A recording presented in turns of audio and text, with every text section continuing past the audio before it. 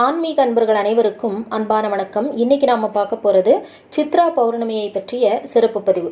ஒவ்வொரு மாசமுமே பௌர்ணமி வருது அப்படின்னாலும் கூட இந்த சித்திரை மாதத்துல வர்ற பௌர்ணமியைத்தான் நாம எல்லோருமே சித்ரா பௌர்ணமின்னு அவ்வளவு விசேஷமா சிறப்பா கொண்டாடுறது வழக்கம். அப்படி என்ன இந்த சித்திரை மாதத்து பௌர்ணமிக்கு விசேஷம் இருக்கு, அப்படி என்ன சிறப்பு பலன்கள் இருக்கு அப்படிங்கிறத பத்தி தான் இன்னைக்கு பதிவுல நம்ம பார்க்க போறோம். பொதுவாக பௌர்ணமி அப்படின்னாலே நமக்கு எல்லோருக்குமே சட்டுன்னு ஞாபகம் வர்றது என்ன அப்படின்னா திருவண்ணாமலை கிரிவலம். இந்த சித்திரை மாதத்து பௌர்ணமியில் நம்ம கிரிவலம் பண்ணினோம் அப்படின்னா 12 மாதங்களும் கிரிவலம் பண்ணின பலன் கிடைக்கும் அப்படின்னு நம்ம பெரியவங்க சொல்கிறாங்க. அது நம்முடைய நம்பிக்கையும் கூட. இது தவிர நம்முடைய தேகத்திற்கு இந்த கிரிவலம் பண்ணுறதுனால என்ன பலன் கிடைக்கும் அப்படின்னா, பொதுவாகவே எல்லா பௌர்ணமியிலையுமே நம்ம கிரிவலம் பண்ணினோம் அப்படின்னா இந்த திருவண்ணாமலையில் இருக்கின்ற அந்த மூலிகைகளினுடைய காற்று நம்முடைய தேகத்திலே படும்போது நம்முடைய உடம்புக்கு ஒரு புத்துணர்ச்சி அப்படிங்கிறது கிடைக்கும் சாதாரணமாகவே.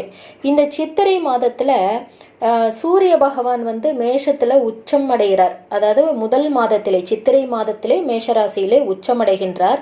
அதனால் சூரிய பகவானினுடைய முழு ஒளியும் முழு கிரகணங்களும் சந்திரன் மூலமாக வெளிப்படுகின்ற ஒரு பௌர்ணமி தான் இந்த சித்ரா பௌர்ணமி. அதனால தான் இந்த சித்ரா பௌர்ணமிக்கு அவ்வளவு விசேஷம். அப்படி முழு சூரியனினுடைய பலமும் முழு சூரியனினுடைய ஒளி கதிர்களும் நமக்கு சந்திரன் மூலமாக கிடைக்கும் பொழுது நமக்கு ஒரு தனி ஆற்றல் கிடைக்கும் அப்படின்னு பெரியவங்க சொல்றாங்க. அப்பேற்பட்ட அந்த சந்திர ஒளி, முழு சூரியனினுடைய பலம் பொருந்திய அந்த சந்திர ஒளி திருவண்ணாமலை மீது பட்டு அது பக்தர்கள் மீது படும் பொழுது ஒரு விதமான ஆற்றல், மன அமைதி, நிம்மதி கிடைக்கும் அப்படிங்கிறது நம்முடைய முன்னோர்களினுடைய வாக்கு அப்படின்னு சொல்றாங்க. சாதாரணமாகவே பௌர்ணமிக்கு நம்ம கிரிவலம் பண்ணினோம் அப்படின்னா அந்த கிரிவலத்தில் நம்ம கூடவே சித்தர்களும் கிரிவலம் பண்ணுவாங்க அப்படின்னு சொல்லுவாங்க. அவங்க நம்முடைய கண்ணுக்கு புலப்பட மாட்டாங்க. பொதுவாகவே பௌர்ணமி அப்படின்னா சித்தர்களும் கிரிவலம் பண்ணுவாங்க, சித்தர்கள் தேவர்களும் கிரிவலம் பண்ணுவாங்க. இந்த சித்ரா பௌர்ணமி இவ்வளவு விசேஷமாக இருக்கும் பொழுது தேவர்கள், தேவகணங்கள், சித்தர்கள் அனைவருமே கிரிவலம் பண்ணுவாங்க. அதில் எந்த ஒரு சந்தேகமும் வேண்டாம். அதனால இந்த சித்ரா பௌர்ணமி கிரிவலம் அப்படிங்கிறது மிக மிக விசேஷமானது அப்படின்னு சொல்லலாம். இந்த வருஷம் சித்ரா பௌர்ணமி எப்போ வருது அப்படின்னு கேட்டால் மே மாதம் 12ஆம் தேதி சித்ரா பௌர்ணமி திருவிழா கொண்டாடப்பட இருக்கின்றது. பௌர்ணமி திதின்னு பார்த்தோம்னா மே மாதம் 11ஆம் தேதி 8:48 இருந்து ஆரம்பித்து 12ஆம் தேதி 10:40 வரைக்குமே, இரவு 10:40 வரைக்குமே முழு பௌர்ணமி திதி இருக்குது. அதனால் மே மாதம் 12ஆம் தேதி முழு பௌர்ணமி, முழு நாளும் பௌர்ணமி இருக்கிறதுனால அந்த நாளில் தான் சித்ரா பௌர்ணமி கொண்டாடப்பட இருக்கின்றது.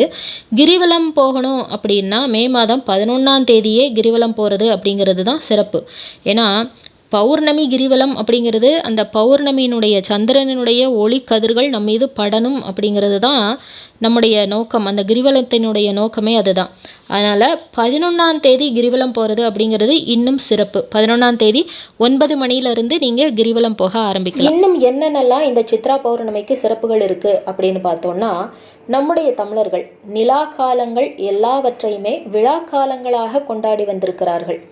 அப்படின்னா இந்த சித்ரா பௌர்ணமியை சூரியன் உச்சம் பெற்று சூரியனினுடைய முழு கிரணங்களும் நிலவு வழியாக வெளிப்படுகின்ற முழு ஒளி பொருந்திய இந்த பௌர்ணமியை, சித்ரா பௌர்ணமியை சும்மா கொண்டாடி இருப்பாங்களா என்ன? அமோகமாக கொண்டாடி இருப்பாங்க.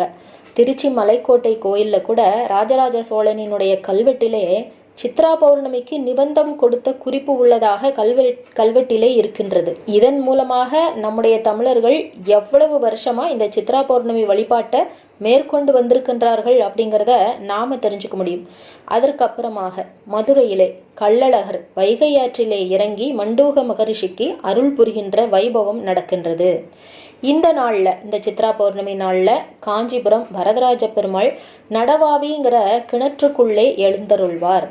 அதோட ராமானுஜருக்கு வரதராஜ பெருமாள் காட்சியளித்து அருள்பாலித்த வைபவத்தை கொண்டாடும் விதமாக இந்த திருவிழாவும் நடந்து வருகின்றது. இந்த சித்ரா பௌர்ணமி திருவிழா நாமக்கல் கொல்லிமலையில் அரபலீஸ்வரர் கோவிலிலே சித்ரா பௌர்ணமி அன்னைக்கு சித்தர்கள் நீராடிய பொய்கை கோயில் தீர்த்தமான சரபேஸ்வர தீர்த்தத்திலே கலப்பதாக புராணங்களிலே சொல்லப்பட்டிருக்கின்றது. மிக முக்கியமாக குற்றாலம் இருக்கு இல்லையா, குற்றாலத்தில் செண்பகாதேவிக்கு சித்ரா பௌர்ணமி அன்னைக்கு சிறப்பு பூஜைகள் நடைபெறும்.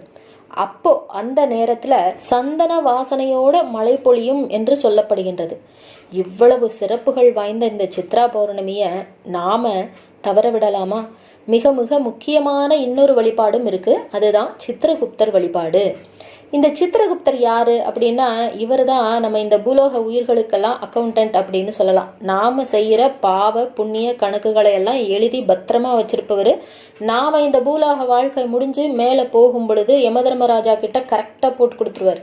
இவர் இவ்வளோ பாவம் பண்ணியிருக்கார், இவ்வளோ புண்ணியம் பண்ணியிருக்கார் அப்படின்னு சொல்லிட்டு தெளிவாக ஒன்று விடாமல் போட்டு கொடுக்குற ஆள் இவர் தான். இவர் பூலோக மக்களுக்கெல்லாம் அக்கௌண்டன்ட் அப்படின்னு சொல்லலாம். இவரை இந்த நாளில் நாம் வழிபாடு பண்ணினோம் அப்படின்னா நம்முடைய பாவங்கள்லாம் குறைஞ்சிரும், பாவத்தை எல்லாம் கரைச்சிடுவார், புண்ணியத்தை மட்டும் சேர்த்திக்கலாம் அப்படின்னு நினச்சோன்னா அது மிக மிக ஒரு தவறான விஷயம் அப்படின்னு சொல்லணும். அப்புறம் ஏன் இந்த நாளில் சித்திரகுப்தரை வழிபாடு பண்ணுறாங்க அப்படின்னு கேட்டால், இந்த நாளில் சித்திரகுப்தரை வழிபாடு பண்ணினா அவர் நமக்கு எளிய முறையிலே சிவன் அருளை அடைய வழிவகை செய்வார் அப்படிங்கிறது ஒரு நம்பிக்கை. அதோட இந்த நாளில் நாம் சித்திரகுப்தரை வழிபாடு பண்ணும் பொழுது அவர் நம்முடைய பாவ கணக்கையெல்லாம் குறைச்சிட்டு புண்ணியத்தை தரமாட்டார். நம்முடைய மனம் உண்மையான நேர்மையான வழியிலே செல்வதற்கு அவர் நமக்கு அருள் புரிவார், நம்முடைய மனத்தை தூய்மையாக்குவார். சந்திர பகவானை வழிபாடு பண்ணினா நம்முடைய மனம் எப்படி தூய்மையாக ஆகுமோ அதே மாதிரி தான் இந்த சித்திரகுப்தரும் நம்முடைய மனத்தை சரி செய்வார். மனம் சரியாக இருந்தது, மனம் தூய்மையாக இருந்தது, மனம் நல்லபடியாக இருந்தது அப்படின்னா ஆட்டோமேட்டிக்காக நம்முடைய பாவங்கள் எல்லாம் குறைஞ்சிடும் இல்லையா? அதைத்தான் இந்த சித்திரகுப்தர் நமக்கு தருவார். ஆக இதுவரைக்கும் நாம் என்னென்ன பாவங்கள் பண்ணியிருந்தாலும் சரி, சித்திரகுப்தரை வழிபாடு பண்ணிட்டு இப்படி நம்முடைய வாழ்க்கையை ஆரம்பிக்கும் பொழுது, முதல் மாதம் சித்திரை மாதம், அந்த சித்திரை மாதத்தில் வர்ற பௌர்ணமியில் சித்திரகுப்தரோட வழிபாட்டோட நம்ம இந்த வாழ்க்கையை ஆரம்பிக்கும் பொழுது இனிமேல் நம்முடைய மனம் பாவங்களை நாடாமல் மிக மிக உண்மையாக நேர்மையாக தூய்மையாக இருக்கும்படி நமக்கு சித்திரகுப்தர் அருள் புரிவார். அதுதான் சித்திரகுப்த வழிபாட்டினுடைய பலன் அப்படின்னு சொல்லணும். கூடவே இந்த நாளில் நாம் செய்கின்ற தானம் கொஞ்சமாக இருந்தாலும் சரி அதனுடைய பலன் மலையளவாக திரும்ப கிடைக்கும் அப்படிங்கிறது நம்பிக்கை. அதனால் இந்த நாளில் தவறாமல் தானம் செய்து வழிபாடு செய்கிறது அப்படிங்கிறது மிக மிக நல்லது. கூடவே படிக்கின்ற மாணவர்களுக்கு நோட்டு புத்தகம் வாங்கி தர்றது, பேனா வாங்கி தர்றது, இதெல்லாம் பண்ணினோம் அப்படின்னா நமக்கு இன்னும் புண்ணியம் அதிகம் கிடைக்கும் அப்படின்னு நம்ம சொல்லலாம். பொதுவாகவே படிக்கின்ற மாணவர்களுக்கு உதவி செய்கிறது அப்படிங்கிறது மிக மிக புண்ணியமான ஒரு சிறப்பான விஷயம் அப்படின்னு சொல்லலாம். சித்திரகுப்தர் கையில் ஏடும் எழுத்தாணியும் தானே வச்சிருப்பார். அவர் தான் கணக்காளர் ஆச்சே, அக்கௌண்டன்ட் ஆச்சே. அதனால் இந்த நாளில், குறிப்பாக இந்த நாளில் நம்ம படிக்கின்ற மாணவர்களுக்கு உதவி செய்கிறது, ஏழை மாணவர்களுக்கு அவர்களுக்கு புத்தகம் வாங்கிறதுக்கு பண உதவி செய்கிறது, இல்லைன்னா புத்தகம் வாங்கி கொடுக்கறது, நோட்டு வாங்கி கொடுக்கறது, பேனா வாங்கி கொடுக்கறது, இல்லை அவர்களுடைய சீருடைக்கு யூனிஃபார்முக்கு நம்ம உதவி செய்கிறது, இதெல்லாம் நமக்கு மிக மிக சிறப்பு வாய்ந்த புண்ணிய பலன்களை கொடுக்கும் அப்படின்னு சொல்லலாம். இந்த நாளில் நாம் என்ன நிவேதனம் செய்து வழிபாடு பண்ணலாம்? சித்திரகுப்தர் வழிபாடு செய்யும் பொழுது, நிலவு வழிபாடு செய்யும் பொழுது நம்ம என்ன நிவேதனம் செய்து வழிபாடு பண்ணலாம் அப்படின்னா, சித்ரா பௌர்ணமி அப்படின்னாலே நிறைய சித்ரான்னங்கள் செஞ்சு வழிபாடு செய்கிறது மிகச்சிறப்பு. சித்ரான்னம் அப்படின்னா நம்ம நிறைய பதிவுகளில் சொல்லியிருக்கோம். நிறையா நம்மெல்லாம் இப்போ வெரைட்டி ரைஸ் அப்படின்னு சொல்லுவோம் இல்லையா, அதுதான் சித்ரான்னங்கள் அப்படின்னு சொல்கிறாங்க. எலுமிச்சம்பழ சாதம், தேங்காய் சாதம், புளி சாதம், தயிர் சாதம், இதெல்லாம் தான் சித்ரான்னங்கள் அப்படின்னு சொல்லுவாங்க. இந்த மாதிரி வகை வகையாக சித்ரான்னங்கள் செய்து நம்ம மாலை நேரத்தில் சித்திரகுப்தர் வழிபாடும் நிலவு வழிபாடும் செய்துட்டு நம்ம குடும்பத்தோட நிலவு வெளிச்சத்தில் நாம் இன்றைக்கி நாம் உணவருந்தினோம் அப்படின்னா அது மிக மிக விசேஷம்.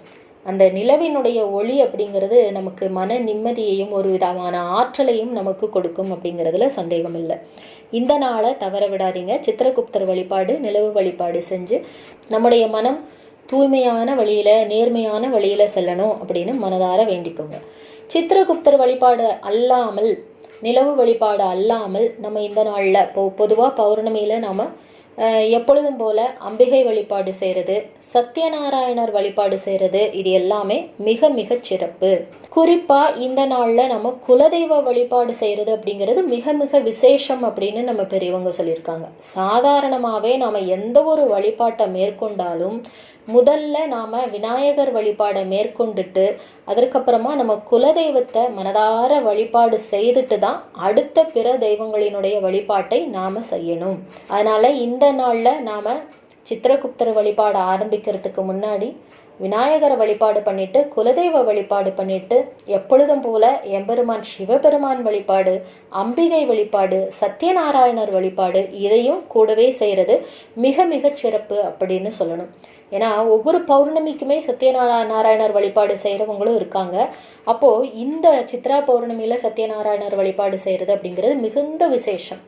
இந்த வழிபாடெல்லாம் மேற்கொண்டுட்டு அவர்கள் சத்யநாராயண வழிபாட்டையும் மேற்கொள்வது அப்படிங்கிறது மிக மிக சிறப்பு அப்படின்னு சொல்லணும். சத்யநாராயணர் பூஜை எப்படி செய்யணும், அதனுடைய நியதிகள் என்ன, சத்யநாராயணர் விரத மகிமை கதைகள் என்ன அப்படிங்கிறதெல்லாம் நம்ம ஏற்கனவே பதிவுகள் கொடுத்துருக்கோம். அதோட லிங்கையும் கீழே டிஸ்கிரிப்ஷன் பாக்ஸில் சேர்க்கிறோம்.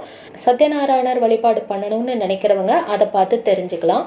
இது தவிர அம்பாள் வழிபாடு பண்ணுறீங்க அப்படின்னா தவறாமல் இந்த நாளில் அபிராமி அந்தாதி சொல்லி பாராயணம் பண்ணி வழிபாடு பண்ணுங்க. அபிராமி அந்தாதி, அபிராமி பதிகம், லலிதா சகஸ்ரநாமம், லலிதா நவரத்ன மாலை, சௌந்தரிய லஹரி இதெல்லாம் சொல்லி நீங்கள் வழிபாடு பண்ணினீங்க அப்படின்னா மிக மிக சிறப்பு அப்படின்னு அர்த்தம்.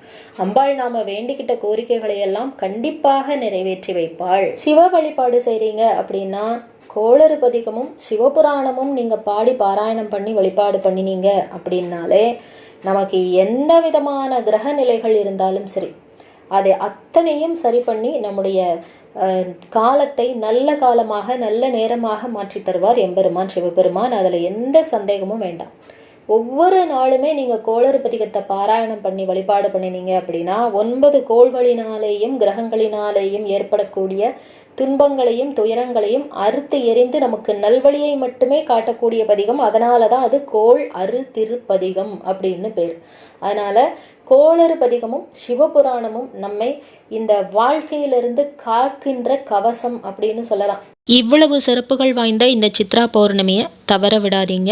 உங்களுடைய குலதெய்வ வழிபாடு, இஷ்டதெய்வ வழிபாடு, எம்பெருமான் சிவபெருமான், அம்பாள் வழிபாடு, சத்யநாராயணர் வழிபாடு, கூடவே சித்திரகுப்தர் வழிபாடும் நிலவு வழிபாடு சந்திர வழிபாட்டையும் மேற்கொண்டு நாம் வாழ்க்கையில் அனைத்து நலங்களையும் வளங்களையும் பெற்று வளமாக வாழலாம். இந்த பதிவு உங்கள் எல்லோருக்குமே உபயோகமாக இருந்திருக்கும். உங்களுக்கு பிடிச்சிருந்ததுன்னா லைக் பண்ணுங்கள், உங்களுடைய நண்பர்களுக்கும் ஷேர் பண்ணுங்கள். மீண்டும் ஒரு நல்ல பதிவிலை சந்திக்கின்றேன். நன்றி, வணக்கம்.